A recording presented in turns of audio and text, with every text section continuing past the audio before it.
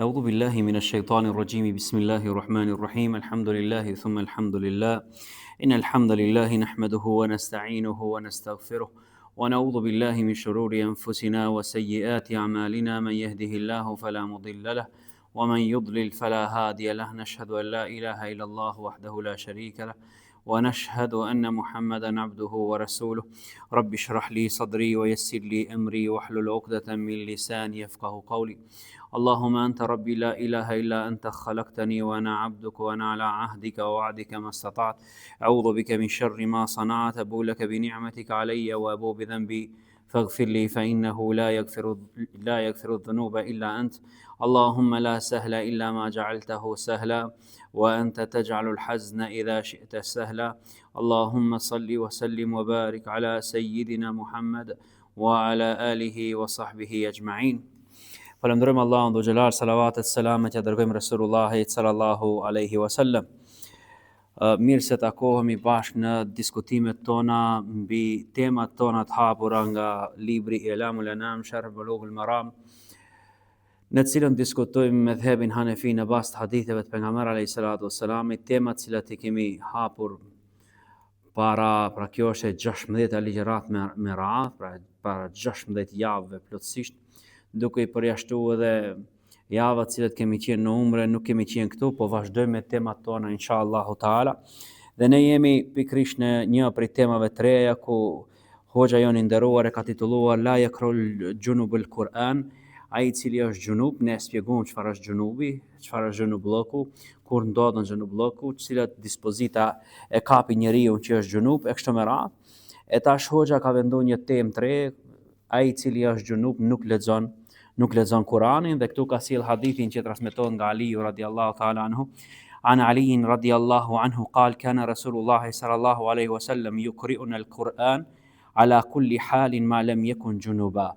Thot Aliu radiallahu ta'ala anhu, pejgamberi alayhi salatu wassalam na lexonte neve Kur'anin në çdo gjendje, në përjashtim kur ishte Rasulullah sallallahu alaihi wasallam gjunub.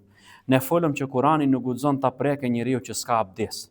Mirë, po kur njeriu është gjunub, i ndalohet atij edhe të lexojë përmendesh. Se ne çfarë thamë, nëse është dikun të shkruar me Kur'ani, edhe ti s'ke abdes, ke drejt ta lexosh, ose ta lexosh prej larg pa mu e prek Kur'anin, ke drejt ta lexosh. Ose ti kujt ja kujtosh përmendesh në dof, në sent, në sure të Kur'anit famëlar, pa abdes lejohet ja kujtosh edhe ta përsëritish Kur'anin pa abdes. Ta prekish nuk lejohet pa abdes. Ndërsa tash na vjen një situatë e re. Nëse je gjunub, nuk guxon as edhe përmendesh ta lexosh Kur'anin. Pra jo ta prekish, ta lexosh për libri ose prej mushafi që quhet ndryshe. Pra gjunubi nuk lexon as edhe përmendesh për asaj që ka prej Kur'anit famëlar. Këtë hadith e transmetojnë 5 prej librave të mëdha të hadithit, pra kur themi 5 është Imam Buhariu, Imam Muslimi, edhe tjerët prej ashabu sunan, wa lafdhu lit-Tirmidhi, ndërsa këto fjalë, radhitja e këtyre fjalëve ose kështu në këtë formë gjejmë hadithin te Imam Tirmidhiu radiallahu ta'ala anhu, wa sahhahu wa hasanahu Ibn Hibban, e kanë bë sahih, po edhe kanë bë hasan edhe Ibn Hibbani radiallahu ta'ala anhu, njerëz të mëdhej të hadithit të pejgamberit alayhi salatu wassalam. Pra çfarë kemi këtu? Ka del el hadithu ala tahrimi qira'ati al-Qur'ani ala al-junubi wa mithluhu al-ha'id wa an-nufasa wa la siyama ala riwayat al-mashhura.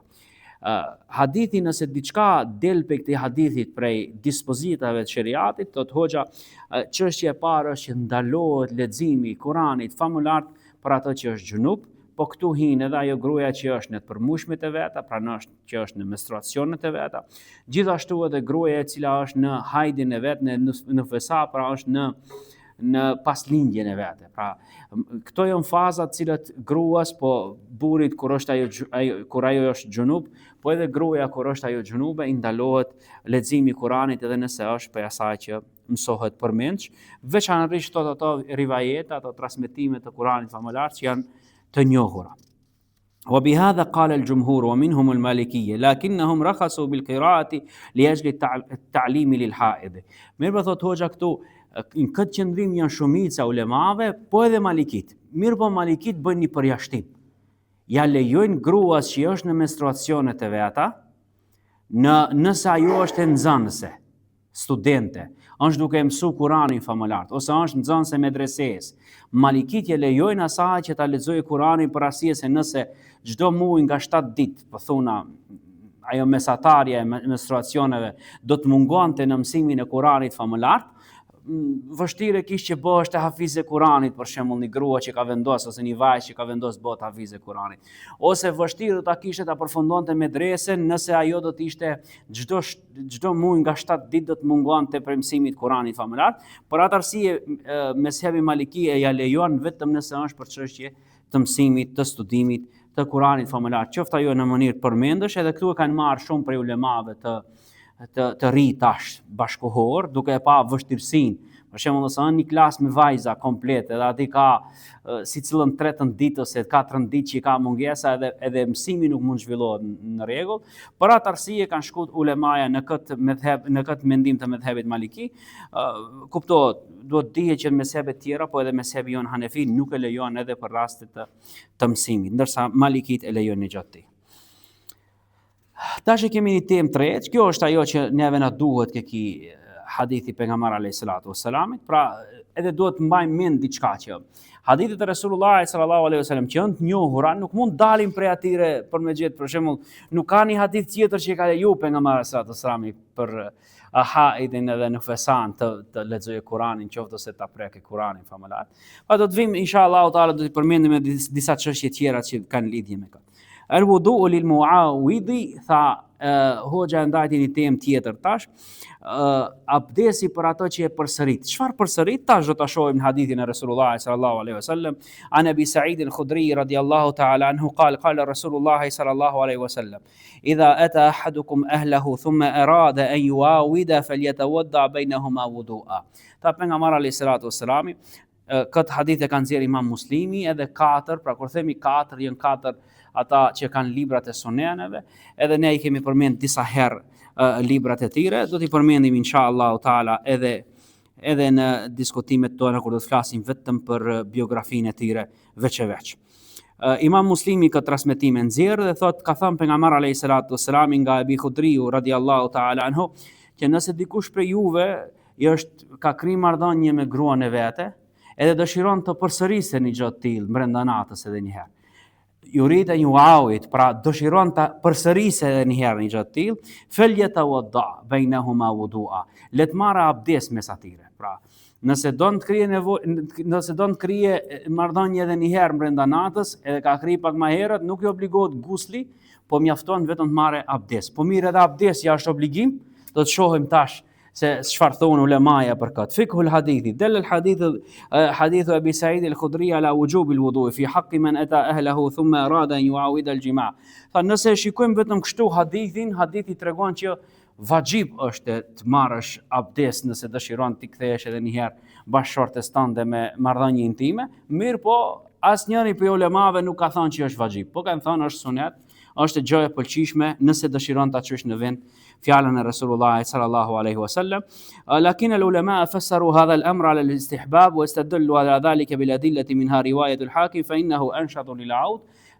E kanë argumentuar vetëm përse kanë thënë është e pëlqishme, është mustahab, për arsye se ka një hadith tjetër I pejgamberit alayhis salatu wassalamit që nxjerrën abdesin në këtë situatë prej asaj që është adhurim, po thot anshatu lil-'aud, është më gjallëruese ose burri ka efektin do ta ketë më të mirë nëse dëshiron të ketë marrëdhënie intime, nëse merr ai abdes të ri për ata. Pra, vetëm për këtë arsye, prandaj ulemaja kanë thënë është mustahab, është e pëlqishme një gjë e tillë.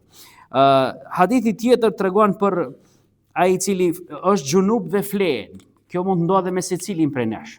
Pra nëse gjatë natës është bërë gjunub, mirë po do të flene tash, ka kohë sabahi për shembull, janë disa orë me sabah. Ai lejohet flene. Tash kemi hadithin e Aishës radhiyallahu ta'ala anha. Ana Aisha radhiyallahu ta'ala anha qalet: "Kana Rasulullah sallallahu alaihi wasallam yanamu wa huwa junubun min ghairi an yamassa al-ma'." Thot Aisha radhiyallahu ta'ala anha, pejgamberi alayhis salatu wassalam flente edhe ai ishte gjunub, edhe nuk prekte ujë, pra as merrte abdes, as merrte gusël. Mos prekja ujë, do me thonë, tregon që ai as ka marr gusël e as ka marr abdes, po ka fjet Resulullahi sallallahu alaihi wasallam. Edhe këtë hadith e kanë nxjerr 4, pra edhe përveç Nesaiut, wa huwa ma'lulun, ka një defekt si hadith. E tash çfarë kanë nxjerr ulemaja për këtij hadithi? Kanë thënë që pejgamberi alayhis salatu wassalam ka fjetur në gjendje të xhunubit, pra i lejohet njeriu të flenë në gjendje të xhunubit, po i lejohet. Wa dhahaba jumhuru minhum madhahib al-arba illa innahu yustahabbu wa fassaru al-amra wa ash-shart ala al-istihbab.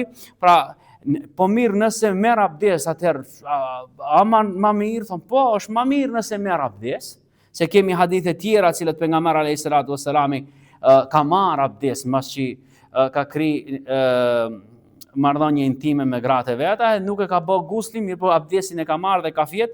Për atë arsye sahabët e kanë transmetuar pe pejgamberi alayhis salatu wassalam në gjë të tillë dhe e kanë konsideruar si sunet të atij i cili dëshiron të fjene pa mos marr gusl. Pa e kuptojmë tash, është xhunubllëki është gjendje e cila obligon guslin. Mirë po tash kemi hadithe ku Aisha radiallahu ta'ala anha, që është gruaja e pejgamberit alayhis salatu wassalam, tregon që pejgamberi alayhis salatu wassalam ka fjet edhe pa mos marr gusl, bire as pa mos marr abdes. E xhellarët tonë, ulemat tonë, që ne kemi hadithe të cilat pejgamberi alayhis salatu wassalam para se me fjet i ka porosit sahabët, shihet një prej transmetimeve, "Naam idha tawadda." E pyeti njëri prej sahabëve, i tha, "Ayanamu ahaduna wa huwa junub?" I tha, o pejgamberi Allahut, a flen dhe njëri prej neve duke qenë xhunub? Pra i lejohet dhe njëri prej neve të flene duke qenë xhunub? Tha pejgamberi alayhis salatu wassalam, po, idha tawadda, po nëse merr ai abdes. Pra çfarë bëni kështu? Pejgamberi alayhis salatu wassalam, duke ditë që abdesja e largon xhunubllëkin, nuk e largon xhunubllëkin. Mirë, po çfarë i bën njeriu? I jep një farë pastërtie të vogël, një pastim të vogël para se me kalu në gjendjen e gjumit. Pra ai lejohet njeriu të flenë nëse ai xhunub është, po i lejohet flenë, po nëse ai të paktën e merr një abdes, s'ka mundësi të marrë gusl, po e merr një abdes, është pe sunetit të pejgamberit alayhi salatu wassalam. Edhe kështu, lakin arada hadha al-hadith Aisha nafsahu min turuq ukhra as-sariha annahu yatawadda sallallahu alayhi wasallam thumma yanam. Ka hadithe tjera të Aishës, thot hoxha këtu. Të Aishës, vetë Aishës radiallahu ta'ala anha, që ka treguar që pejgamberi alayhis salatu wassalam vërtet nuk ka marrë gusl, mirë po abdes ka marrë para se me fjet. Tash çfarë na bëhet e qartë neve? Neve na bëhet e qartë që me hadithin e parë të Aishës radiallahu ta'ala anha, pejgamberi alayhis salatu wassalam ka fjet duke qenë xhunub. Që do me thënë, nëse flen xhunubi nuk ka gjuna. Mirë po nëse ai don ta ndjekë sunetin e pejgamberit alayhis salatu wassalam e nuk ka mundësi që të marrë gusl, atëherë të paktën të marrë abdes. Pra për me rumbullaksu këtë mesela, e kemi qartë? është e thjesht si mesele, mirë po ka dhe njëherë njeriu i ngatron mes asaj se çfarë duhet. Iktisalun Nabi sallallahu alaihi wasallam. E shtash do të shohim se si merrte gusl pejgamberi alayhis salatu wassalam. Prap transmetohet an Aisha radhiyallahu ta'ala anha se ma afër se Aisha, se gratë e pejgamberit alayhis salatu wassalam, që mund ta shohin se si merrte pejgamberi alayhis salatu wassalam gusl, nuk mund të kese dikon tjetër. Edhe pse ndoshta pejgamberi alayhis salatu wassalam në formën teorike u ka tregu sahabëve si të marrën gusl. Mirë po Aisha tregon se si merrte vetë pejgamberi alayhis salatu wassalam gusl. Thot ana Aisha radhiyallahu ta'ala anha qalet كان النبي كان رسول الله صلى الله عليه وسلم إذا اغتسل من الجنابة يبدأ فيغسل يديه. Thot Aisha radiallahu ta'ala anha, kur pejgamberi alayhis salatu wassalam dëshironte të merrte gusl, fillonte prej duarve. Yaghsilu yadayhi. Thumma yufrigu bi yaminihi ala shimali. Pra me dorën e gjatë hudh dhe ujë mbi dorën e majt. Thumma yaghsilu farjahu. E pejgamberi sallallahu alaihi wasallam mas andej, pa mbas lante duart, e lante organin e vet gjinital. Pra e pastronte pe papastërtisë madhe që gjendet aty. Çfarë ndodhte? Thumma yatawadda wudu'ahu lis-salat. Shihet tash hapi tjetër. Pastaj pejgamberi alayhis salatu wasallam merrte abdes sikur merr njeriu abdes për namaz. Po e ka hit marrë gusl, po është suneti guslit, abdesi, sikur marrim abdes për namazin tonë. E kemi qartë këtë, se shumë do ta gjeni nëpër internet që shumë e ngatrojnë meselen. Edhe hoxhallar kur duan të tregojnë njerëzve, u tregojnë njerëz thotë merr gusl, mas ande merr abdes sikur marr për s'ka nevojë nëse ke marr gusl të marrësh abdes. Suneti pejgamberit alayhis salatu wasallam. Pra nëse duam shkojmë sipas sunetit, suneti Resulullah sallallahu alaihi wasallam që transmeton Aisha radhiyallahu ta'ala, Edhe hadithin e kanë nxjerr muttafaqun alayhi edhe Buhariu edhe Muslimi radiallahu ta'ala anhum jami'an. Thot pejgamberi alayhi salatu wasalam si merrte gusl kana Rasulullah sallallahu alaihi wasallam idha iktasala min al-janaba yabda'u fayaghsilu yadayhi. Pejgamberi sallallahu alaihi wasallam kur dëshironte të merrte gusl, fillimisht i lante duart, thumma yafrigu bi yaminihi ala shimali fayaghsilu faraja. Thot pejgamberi alayhi salatu wasalam e pastronte farjahu e pastronte organin gjenital vetë. Thumma yatawadda wudu'a lis-salat. Pastaj pejgamberi alayhi salatu wasalam merrte abdes sikur merr njëri për namaz. Thumma ya'khudhu al-ma'a fayudkhilu asabi'ahu fi usul ash-sha'ri. Thot pejgamberi sallallahu alaihi wasallam mbas që merrte abdesin, sikur marr njeriu që merr abdes për namaz, pejgamberi sallallahu alaihi wasallam merrte ujë në durët e veta, në gishtritë e veta, edhe e prekte kokën e vet, flokët e veta. Pra i futte thellë thojt e vet, gishtrinjt e vet Resulullah sallallahu alaihi wasallam tek floku i vet. Pra fillonte ta laje kokën Resulullah sallallahu alaihi wasallam. Mirë po pe ku fillonte pisi pe rënjave të flokëve të vet Resulullah sallallahu alaihi wasallam. Që të mbrinje deri tek rënjët e flokëve. Hatta idha ra'a annahu qad istabra. Deri sa e shifte që mo koka është laj. Pra vreheshte që është laj koka komplet. Hanafa ala ra'sihi thalatha hafanatin e pastaj pejgamberi alayhi salatu wassalam i hudhte 3 ne sot përdorim tushin, mirë po në atë kohë është përdor kadh, është përdor një farë ene, sikur ne që e kemi pas me një kohë një bukall të vogël me cilën kemi marr ujë prej kohëve janë laj. 3 herë Resulullah sallallahu alaihi wasallam ja hudhte thaf kokës vete. Thumma afadha ala sa'ir jasadi e masandija hudhte pjesës tjetër trupit, thumma ghasala rijlaihi, në fund i lante Resulullah sallallahu alaihi wasallam edhe një herë këmbët e veta. Pse përmendi unë edhe një herë?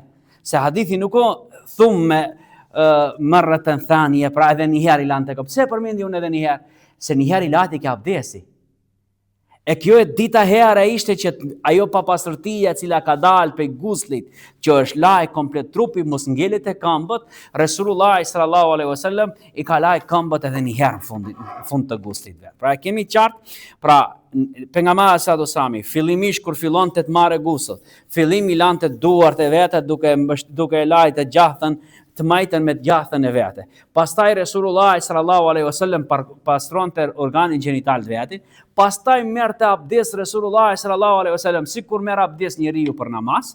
E më pas fillonte duke laj kokën e vet, duke çu ujin deri në rrënjët e flokut, e pastaj mbas që e hudhte 3 herë mbi kokën e vet, Resulullah i lante trupin e vet çashtu, edhe më në fund i lante edhe një herë këmbët e veta. Ky është hadith që është muttafaqun alayh. Kemi një hadith tjetër po ashtu nga gratë e pejgamberit alayhis salatu wassalamit, pra Aisha dhe Maimuna, thumma afraga ala farjihi wa ghasalahu bi shimalihi thumma daraba bi shimalihi al-ardh. Tha e tregon çtash diçka më specifike. Pejgamberi alayhis salatu wassalami pastaj pra fillimin e guslit vet e pastronte organin gjenital të vetin me dorën e majtë e pastronte ato.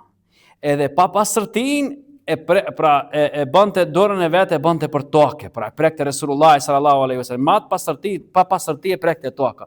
Çfarë do me thonë kjo? Pra Resulullah sallallahu alaihi wasallam siguroheshte që pa pastërtia të ngelen tokë. Pse? Që mos të vijë edhe një herë ta marrë me dorë të vendohet e trupi atij, po siguroheshte Resulullah sallallahu alaihi wasallam. Famasaha bit-turabi thumma ghasalaha. E prekte një herë tokën, masandej lante prap dorën e majt Resulullah sallallahu alaihi wasallam për mos siguruar që pa pastërtia.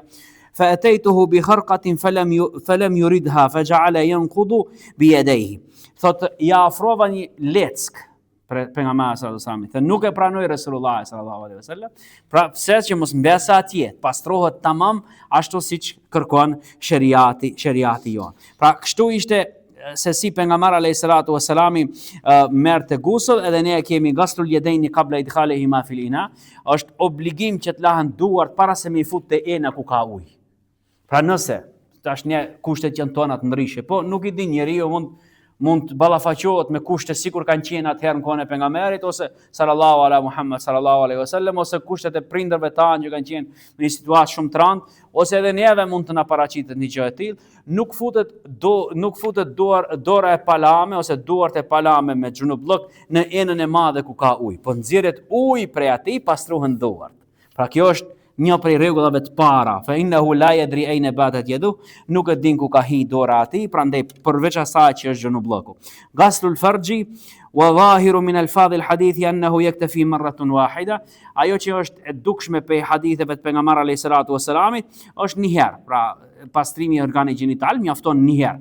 Hoxha thot këtu, nëse përdorim ato mjetet tjera që janë sot kimike, sapune, ngjashme me ato, është aula, është më përsuare, më shumë që ka përparësi, që japim ne përparësi për me e pastru organin ton gjinital ose pa pastërtinë e cila është e dukshme në trupin ton. Prandaj, gjithmonë duhet kemi parasysh, nëse diçka për mjeteve të pastrimit është që mund të përdoret në këtë kohë, duhet të vendohet. Edhe thot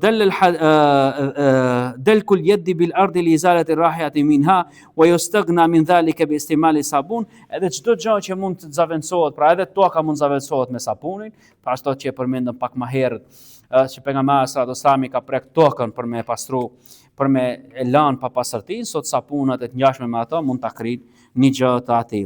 E fada hadith Maimuna annahu sallallahu alaihi wasallam akhara al-ghusl ar-rijlayn wa lam yurid fi riwayat Aisha فاختلف العلماء في ذلك فاختار فريق منهم تفصيل غسلهما اولا واستدلالا بقول عائشة توضأ وذلك يشمل غسل الرجلين واجابوا عن حديث ميمونة بأنه اعاد غسلهما بعد ذلك. Pra këtu e përmendën hoxha çështjen e larjes këmbëve. Pra se ke hadithi ditë nuk u përmend larja e këmbëve në fund, që unë thosha e potencova disa herë. Përse nuk u përmend? Për arsye se është përmend gusli në fillim. Thotë se gusli, abdesi. Për arsye se në fillim abdesi dihet që kur merret abdes lahen edhe këmbët. Mirë, po hadithi i Aishës edhe një herë përmendën në fund që Resulullah sallallahu alaihi wasallam, ne do të na vinë hadithe tjera që Resulullah sallallahu alaihi wasallam bile ka porosit për me ulaj këmbët edhe në fund, edhe një herë nëse uji tubohet me një vend. Pra ka një mesele fiqhie që nëse uji tubohet aty ku lahesh, pra sot për shembull po e përshkruaj, nëse është kat ku lahesh edhe uji nuk shkon me një herë sa marrish guslin, edhe pa pastërtia rrin një koç atij, obligohesh me larjen e këmbëve në fund. Pa mbas guslit, obligohesh edhe një herë me larjen e këmbëve. Nëse vendi ku lahesh është keramike dhe uji vazhdimisht shkon, nuk ngelen as edhe 1 milimetër ose centimetër ujë që rrin atij te këmbët që mund të rrije pa pastërtia, atëherë nuk obligohesh, po ngelen sunet. Pra kjo është një mesele fiqhie që neve ndoshta të na vijmë ato tje, mirë po është mirë prej tash ta përmendim. Dhahab al-Hanafiyya wal Hanabila ila wujubihima fil ghusl. Po ashtu kemi diçka që këtu ulemaja nuk janë dakord, wa dal al-hadith ala madmadati wal istinshaq fil ghusl li kaunihima dakhilain fil wudu. Çështjen e larjes gojës edhe hundës. Pra nëse pata e përmendi pejgamberi sallallahu alajhi wasallam larjen e gojës edhe hundës, në hadith nuk u përmend. Po tha ja që duat Resulullah sallallahu alaihi wasallam të djathën të majtën e lajti me djathën e djathën me të majtën, edhe pejgamberi sallallahu alaihi wasallam pastroi organin e vet gjinital, pastaj mori abdes. Hoxhallarët e mezhebit Hanefi edhe mezhebit Hanbeli thuan goja dhe hunda janë vajib të lahen në gusl. Pse janë vajib, janë obligim të lahen në gusl?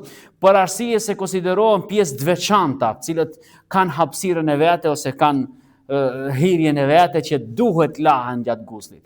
Ndërsa mezhebet tjera thonë jo, janë sunet, nuk janë pjesë e guslit, mjafton njeriu të laje komplet trupin e jashtëm, ndërsa mezhebi Hanefi, pra në mezhebin ton Hanefi, nëse nuk e ke laj gojen edhe hundën, gusli jot nuk është i plot, është batil, është i papranueshëm. Duhet lahet goja edhe hunda patjetër gjatë guslit, që pra ne ke farzet e guslit, çfarë kemi? Kemi larjen e gojës, larjen e hundës dhe larjen e tën trupit. Këto janë obligimet e guslit për secilin prej besimtarëve në mezhebin ton Hanefi. Po e përshpejtojmë pak, pra për arsye se del dhahir al-hadith Aisha ala adam al-takrar fi al-ghusl. Po ashtu hadithi Aishës radhiyallahu ta'ala anha tregon që nuk obligohemi të kemi përsëritje në gusl. Pra nuk kemi obligim të lash 2 herë, 3 herë, 4 herë. Mjafton 1 herë e ke plotsu. Pra çfarë thot mezhebi jon Hanefi? Mezhebi jon Hanefi thot kjo e lamja është e ke plotsu farzin. Mirë, po nëse don ta plotësosh sunetin, atëherë do të planuosh si suneti pejgamberit sallallahu alajhi wasallam gjithmonë ka qenë 8 lidh, ta bësh 4 herë. Nëse don ta plotësosh sunetin, atëherë të bësh një larje të plot që është fars, larje ditë dhe larje e tretë për me plotësuar sunetin e Resulullahit sallallahu alaihi wasallam. Po ashtu thonë xhollarët që istadalla bil hadithi ala adam al wujub al dalki fi al ghusl wa qad qala bil wujub al imam Malik wa qala al jumhur bi adam al wujub bal huwa sunnah. Fërkimi gjatë guslit, a është fars, a është vajib, a është farashte.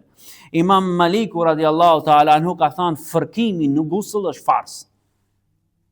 Pra nëse nuk fërkohesh, nuk e fërkon trupin, nuk e ke plotësu guslin tënd. Ndërsa mezhebe tjera thonë jo, mjafton që ujit kaloje në këtë trupin, ajo e ka plotësu plotësisht guslin e vet edhe nëse nuk ka pas. E këtu është mezhebi Hanefi, mezhebi Shafi dhe mezhebi Hambeli janë të këtij mendimi. Tash kemi edhe një hadith tjetër, shpresoj që kemi pak kohë. Okej, dafairul mughtasala thot bishtat se si të lahen. Erdhi një grua te pejgamberi alayhis salatu wassalam, an Ummu Salama radhiyallahu ta'ala anha qalet, qultu ya Rasulullah, inni imra'atun ashuddu dhafra ra'si. Thot, o pejgamberi Allahut, unë i shtrëngoj shumë gërshetat e mi. Pra gratë kanë mbaj gërsheta edhe atëherë. Edhe kjo Saleme ka qenë prej atyre që i ka shtrëngu gërshetat e veta. I ka thonë o pejgamberi Allahut, a ti shtiroj unë sa herë që të lahem dhe kam vështirësi, pejgamberi sallallahu alajhi wasallam i tha jo, mjafton 3 herë ta lahesh atë gërshetin tënd. E tash ulemaja çfarë kanë thënë? Del el hadith annahu la yajib al mar'ati.